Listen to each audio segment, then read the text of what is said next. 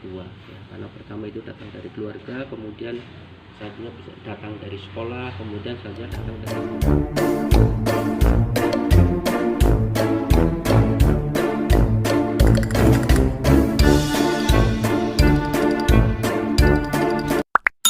Assalamualaikum warahmatullahi wabarakatuh. Teman-teman semuanya, berjumpa lagi dengan saya Sugiharto. Mudah-mudahan teman-teman semuanya di sana dalam keadaan sehat walafiat. Hari ini saya ingin sharing terkait dengan hypnoparenting. Cuman fokus saya ini lebih ke anak usia 0 tahun. Perlu kita ketahui bahwa hypnoparenting tentunya adalah lebih fokus kepada bagaimana pola mendidik dan pola mengasuh anak supaya menjadi anak yang sehat dan anak yang baik. Sebelumnya saya minta maaf dalam konteks hypnoparenting ini saya lebih fokus kepada bagaimana kita melakukan cara menjemur anak dengan baik dan benar gitu. Dan tentunya karena ini juga menjemur, saya lakukan di depan garasi ya, di kantor, sehingga mohon maaf kalau seandainya suaranya nggak begitu jelas karena banyak kendaraan yang terlalu lalang. Kembali kepada konteks hypnoparenting itu. Jadi saya ambil referensi dari jurnal Akademi Dermatologi Amerika. Jadi di sana juga disebutkan bahwa menjemur itu salah satunya memiliki fungsi untuk mencegah penyakit, terutama adalah penyakit yang terkait dengan pertumbuhan tulang maupun gigi, karena dengan menjemur itu akan dapat asupan vitamin D yang tentunya bisa dimanfaatkan untuk menyerap zat-zat fosfor maupun kalsium. Kemudian saya juga ambil referensi juga dari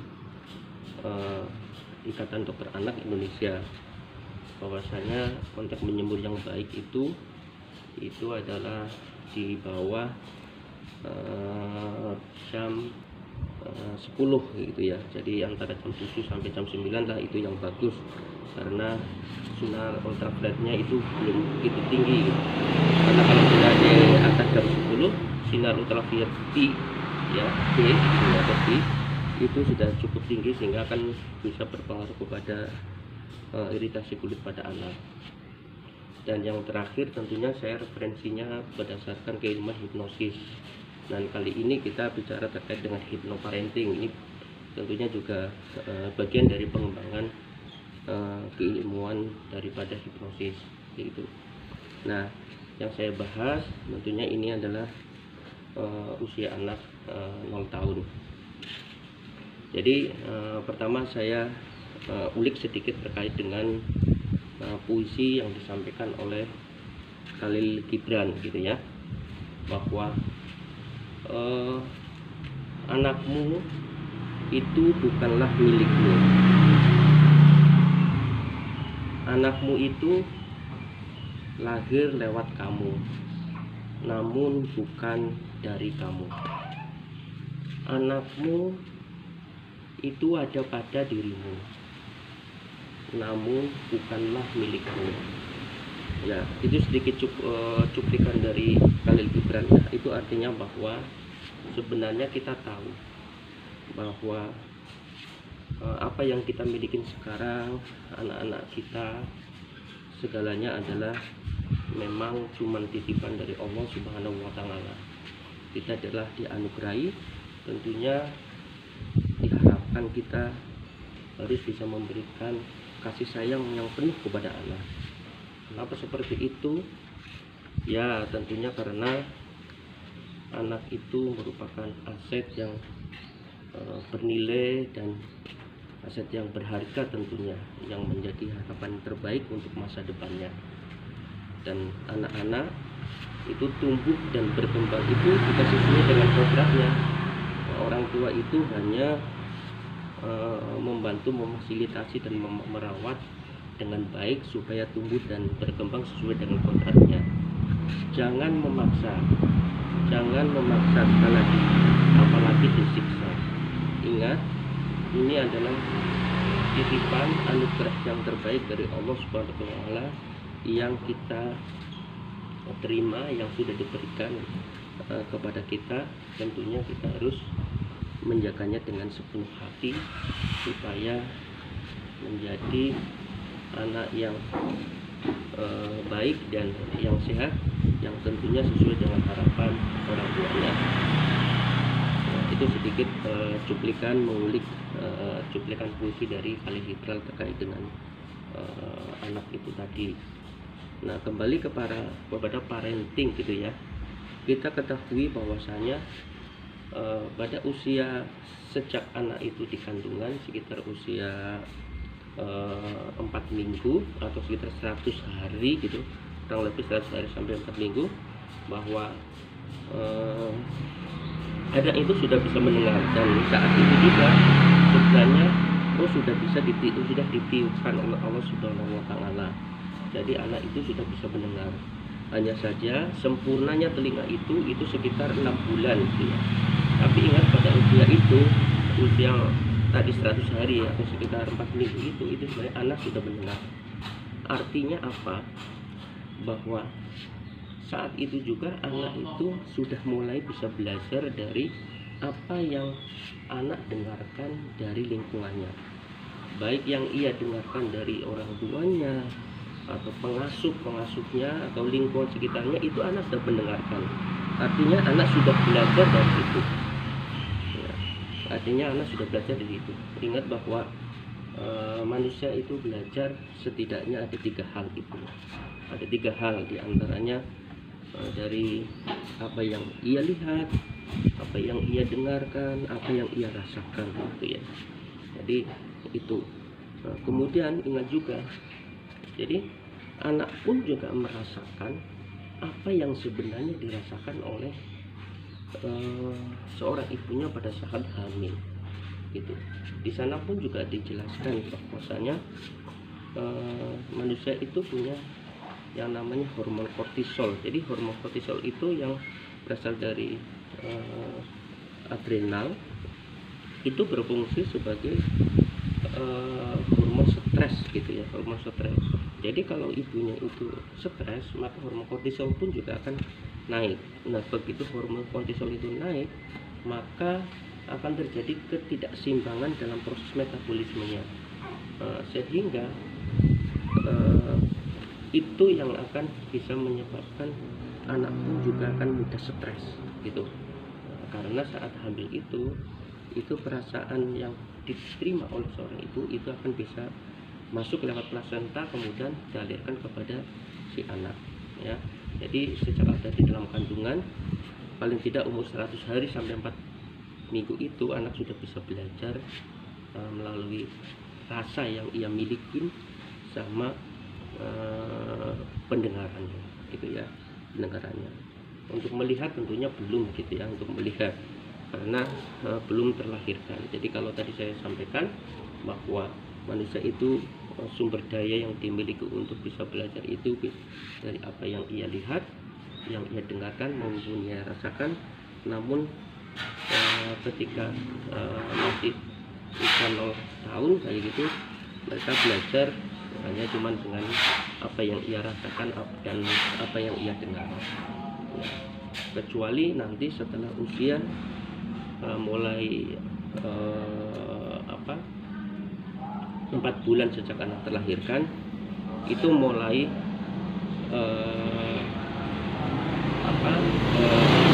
mata si anak ini sudah mulai sempurna, dan sempurna itu sekitar 9 bulan. Artinya mereka pun juga mulai bisa belajar dengan apa yang ia lihat. Jadi itu konteks bagaimana si anak terutama 0 tahun itu belajar. Jadi orang tua itu sebagai pengasuh tentunya itu harus tahu gitu ya, bagaimana ia belajar, maka kita akan bisa memberikan cara-cara pembelajaran yang bisa lebih baik lagi gitu. Jadi itu konteksnya kayak gitu ya untuk hypnoparenting. Kemudian konteks secara kesehatan memang disarankan, kalau tadi saya sampaikan lewat jurnal ya, berdasarkan jurnal Akademi Amerika Dermatologi dan Ikatan Dokter Anak Indonesia, memang sangat disarankan kita untuk menjemur anak di usia mulai dari 0 tahun. Kenapa seperti itu? Karena memang sudah berdasarkan riset bahwa sinar ultraviolet yang dari sinar matahari, terutama di bawah jam 10 itu, dengan ultraviolet yang lebih rendah itu bisa menghasilkan vitamin D yang akan bisa bermanfaat buat si anak, dan ia mampu menyerap kadar kalsium maupun fosfor, sehingga sangat bagus untuk pertumbuhan tulang maupun pertumbuhan gigi, dan sebenarnya pun juga sangat bagus untuk kulit juga ya. Sepanjang itu jangan sampai berlebihan juga, karena perlu diingat bahwa menyembur anak pun juga selain di bawah jam 10 ya, artinya antara jam 7 sampai jam 9 itu pun juga disarankan jangan terlalu lama. Kalau dari sisi kesehatan, dari sisi waktunya tadi, sekarang tekniknya itu pun juga tidak diperbolehkan untuk terkena sinar matahari langsung gitu ya. Karena kalau terkena sinar matahari langsung itu bisa dimungkinkan terjadi iritasi pada kulit, karena kulit si anak ini, terutama masih 0 tahun ini masih sangat sensitif, jadi bisa menimbulkan iritasi gitu. Jadi diharapkan itu jangan sampai terkena sinar matahari langsung. Terus kemudian disarankan pun juga mata itu pun juga tidak boleh kena langsung juga gitu ya. Makanya kalau mungkin sedikit sudah agak besar ya, usianya 6 bulan misalnya kayak gitu, itu lebih bagus jika dia pakai penutup mata lah, pakai kacamata, supaya anaknya itu tidak begitu risih gitu, sehingga tidak kena matahari. Nah, kalau saya ini memang nggak pakai kacamata gitu ya, tapi apa yang saya lakukan ini sedikit membelakangi sinar matahari. Yang penting sinar mataharinya itu bisa kena ke seluruh tubuh si anak saya ini namanya anak saya Ataya Zafira Hanum, panggilannya itu Sisi gitu ya. Ini baru 2 bulan ya.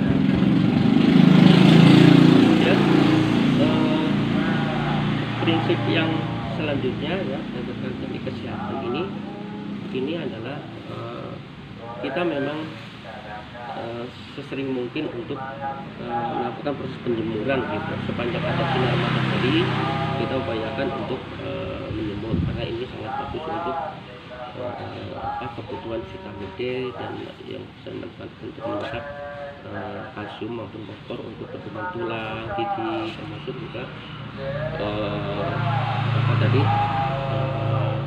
kulit kayak gitu ya. Kalau saya ini menyemburnya memang di bawah rapot, jadi memang tidak terlalu panas gitu ya, tidak terlalu panas gitu.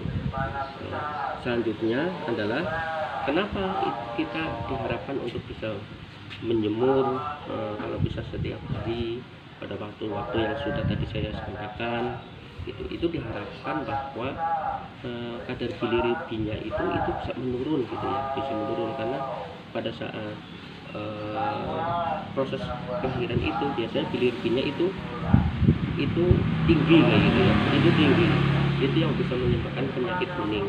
Makanya dokter ya, kalau tadi saya sampaikan sesuai dengan jurnalis Akademi Amerika Dermatologi maupun dari Ikatan Dokter Anak Indonesia gitu ya, itu memang bilirubinnya itu akan naik pada saat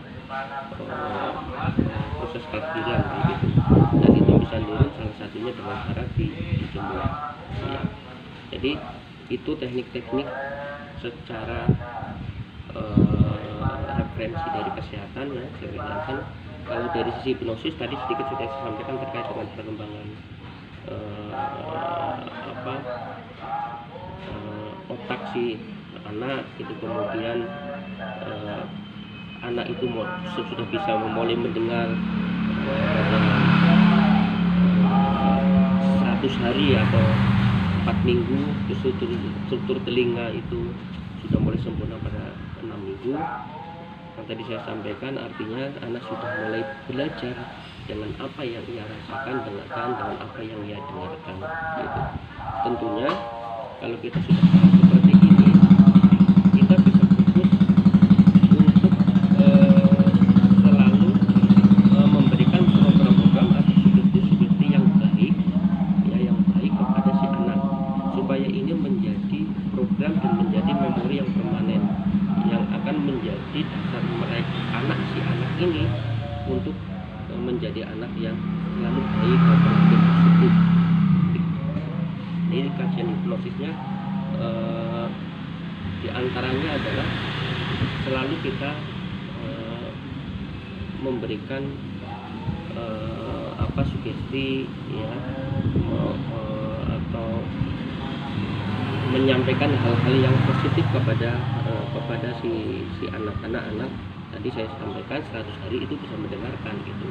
Nah, contoh misal bisa seperti ini kayak gitu ya.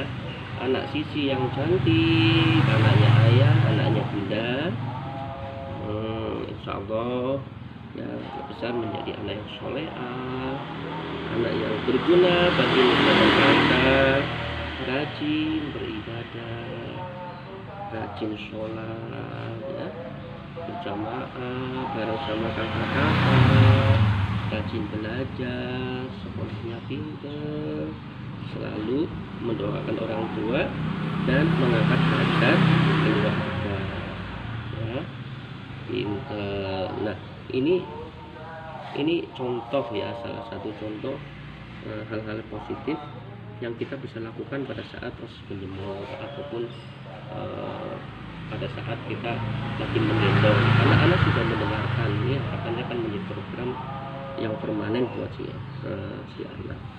Jadi jangan sekali-kali ada hal-hal yang negatif itu yang ia dengarkan maupun ia rasakan gitu ya.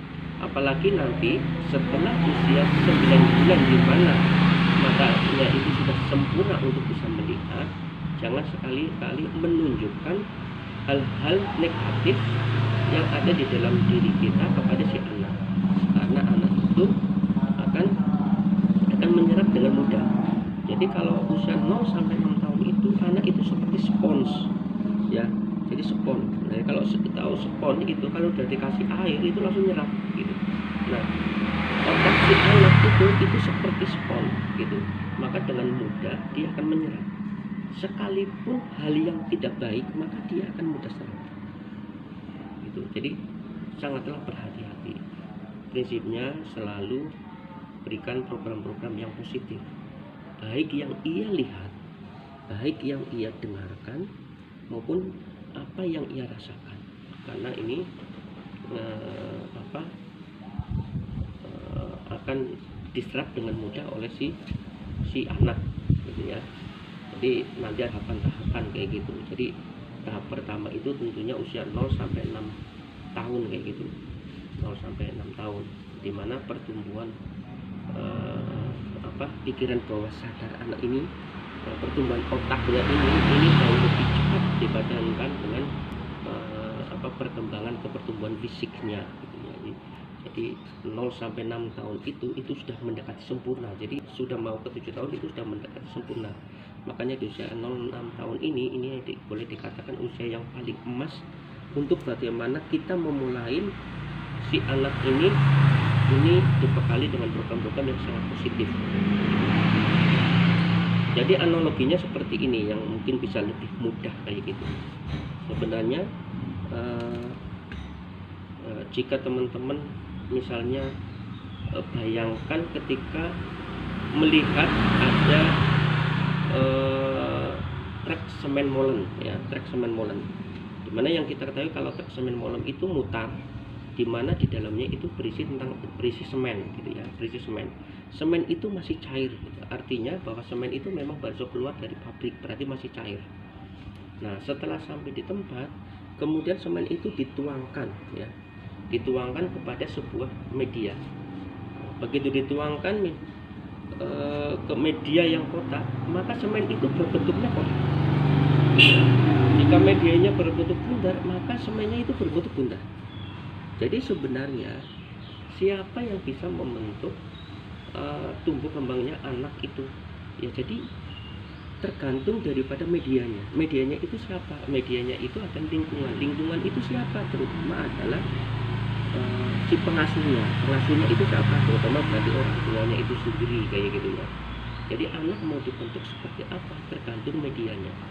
Ya kalau tadi cetakannya misalnya bentuknya bundar, maka akan jadi bundar. Cetakannya bentuknya kotak, maka jadi kotak. Cetakannya bentuk segi lima, maka akan jadi segi lima. Karena saat itu semennya masih cair.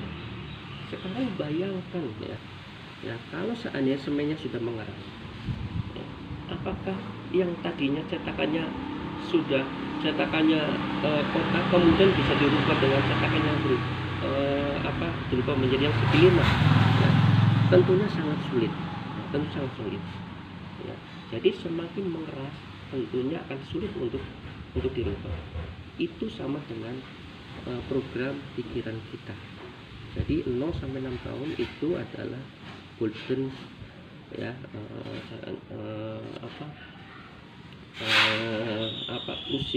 usia emas untuk bagaimana kita mendidik anak mau jadi seperti apa. Seperti semen yang ada di mulai itu tadi kayak gitu ya. Jadi semakin bertambah usianya tentunya akan semakin mengeras dan akan semakin sulit untuk dilakukan proses perubahan ya.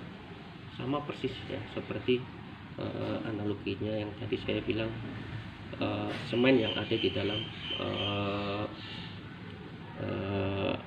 truk molen itu tadi. Kita mau membentuk seperti apa itu tergantung bagaimana cetakan yang kita sediakan ya. Jadi tentunya program pikiran manusia itu